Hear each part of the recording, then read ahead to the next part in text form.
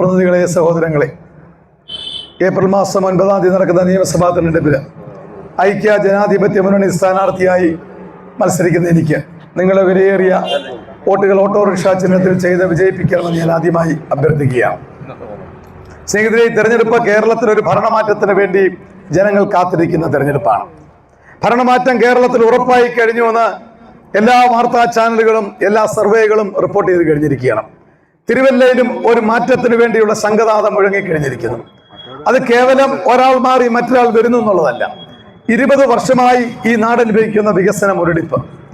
ഒരു ജനപ്രതിനിധി ഈ നാട്ടിൽ തിരഞ്ഞെടുത്ത ജനങ്ങളുമായി ഒരു ബന്ധവുമില്ലാതെ മാറി നിന്നതിന്റെ ജനങ്ങളുടെ വികാരം. ഈ നാട് ആഗ്രഹിക്കുന്ന ഒട്ടനവധി പദ്ധതികൾ ഇതൊന്നും നടപ്പിലാക്കാതിരിക്കുന്നതിന്റെ പ്രതിഷേധമാണ്. ശ്രീ കുഞ്ഞുകോശ് ഇപ്പോൾ പറഞ്ഞ് അവസാനിപ്പിച്ചത് തിരുവല്ല മല്ലപ്പള്ളി ചേലക്കൊമ്പ് റോഡിനെ കുറിച്ചാണ്. അതിന്റെ വശത്ത് നിന്നുകൊണ്ടാണ് സംസാരിക്കുന്നത്. കഴിഞ്ഞ ദിവസങ്ങളൊക്കെ സ്ഥാനാർത്ഥി പര്യടനത്തിൽ നിലവിലുള്ള MLA പ്രസംഗിക്കുന്നത് കേട്ടു. തിരുവല്ല മല്ലപ്പള്ളി ചേലക്കൊമ്പ് റോഡിന്റെ പണി മുന്നോട്ട് നടത്താത്തത് തിരുവല്ലക്കാരനായ ഒരു സെലിബ്രിറ്റി. എന്തിനാണ് അദ്ദേഹം പേര് മറച്ചു വെക്കുന്നത്? ഇന്ത്യ അറിയുന്ന ചലച്ചിത്ര സംവിധായകൻ ബ്ലസ്സി ആണെങ്കിൽ തുറന്നു പറയാനുള്ള ചങ്കൂറ്റം അദ്ദേഹം കാണിക്കണം. അദ്ദേഹം അടക്കമുള്ളവർ കേസ് കൊടുത്തത് കൊണ്ടാണ് എന്ന് ഞാൻ ഇടതുപക്ഷ സ്ഥാനാർത്ഥിയെ വെല്ലുവിളിക്കുകയാണ്. ശ്രീ ബ്ലസ്സി അടക്കം ഏതെങ്കിലും ഒരു സെലിബ്രിറ്റി കേസ് കൊടുത്തുവെങ്കിൽ അദ്ദേഹം പേര് പറയാൻ തയ്യാറാവണം.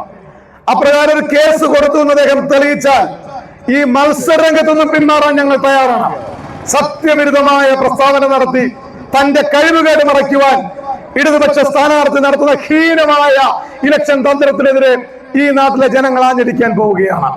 ഈ നാടുമായി ഒരു ബന്ധവുമില്ലാതെ 4.5 വർഷം ജീവിച്ചിട്ട് തെരഞ്ഞെടുപ്പിന് 6 മാസം മുമ്പ് ജനങ്ങളെ പറ്റിക്കാനുള്ള പരിപാടിയുമായി ഈ പ്രാവശ്യം ഇറങ്ങിയപ്പോൾ അബദ്ധമാണെന്ന് മനസ്സിലായി. ഇവിടെ ജനങ്ങൾ സംഘടിച്ചു കഴിഞ്ഞിരിക്കുകയാണ്.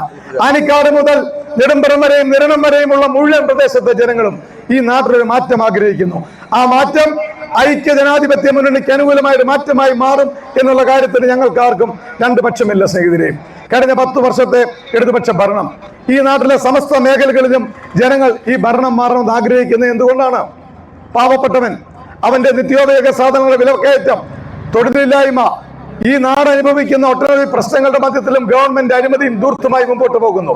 ഇത്രയധികം ധാർഷ്ട്യത്തോടെ മുഖ്യമന്ത്രിയായിരുന്ന ഒരു ഭരണം കേരളത്തിൽ ഇതിനു മുമ്പ് ഉണ്ടായിട്ടില്ല. അതുകൊണ്ടാണ് ജനം മാറ്റം ആഗ്രഹിക്കുന്നത്. അതിപരിപാവനമായ ശബരിമലയിൽ നടന്ന ആചാര ലംഘനം, ശബരിമലയിൽ നടന്ന സ്വർണ്ണ കവർച്ച, ഇതൊക്കെ ഈ നാട്ടിൽ നിന്നും ചർച്ചാ വിഷയമായി നിലകൊള്ളുകയാണ്. ജനങ്ങളുടെ മറവിയെ മുതലെടുത്തുകൊണ്ട് മുന്നോട്ട് പോവാം എന്ന് ധരിച്ചാൽ ഈ പ്രാവശ്യം കണക്ക് തെറ്റും എന്നുള്ള കാര്യത്തിന് രണ്ടു പക്ഷമില്ല. ഞാൻ ദീർഘിപ്പിക്കുന്നില്ല.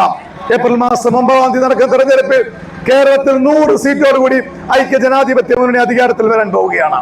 മെയ് മാസം 10-ാം തീയതി ഇന്റർനാഷണൽ കോൺഗ്രസിന്റെ മുഖ്യമന്ത്രി സത്യപ്രതിജ്ഞ ചെയ്യുമ്പോൾ അദ്ദേഹത്തിന് വേണ്ടി ഒരു കൈവെക്കുവാൻ നിങ്ങൾ എന്നെ വിജയിപ്പിക്കണമെന്ന് അഭ്യർത്ഥിക്കുകയാണ്.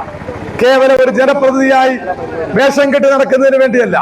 ഈ നാടിന്റെ പ്രശ്നങ്ങളിൽ 24 മണിക്കൂറും ഈ നാട്ടിലെ ജനങ്ങളോടൊപ്പം ഞാൻ ഉണ്ടാവും. ഈ നാടിന്റെ സുഖത്തിൽ ദുഃഖത്തിൽ ഒരു സഹോദരനായി, പ്രിയപ്പെട്ടവനായി ഞാൻ നിങ്ങളോടൊപ്പം ഉണ്ടാവുമെന്ന് ഉറപ്പ് നൽകിക്കൊണ്ട് നിങ്ങൾ നൽകിയ സ്നേഹോഷ്മളമായ സ്വീകരണത്തിന് 1000 നന്ദി പറഞ്ഞുകൊണ്ട് ഞാൻ നിർത്തുന്നു. നമസ്കാരം. ജയ് UDF.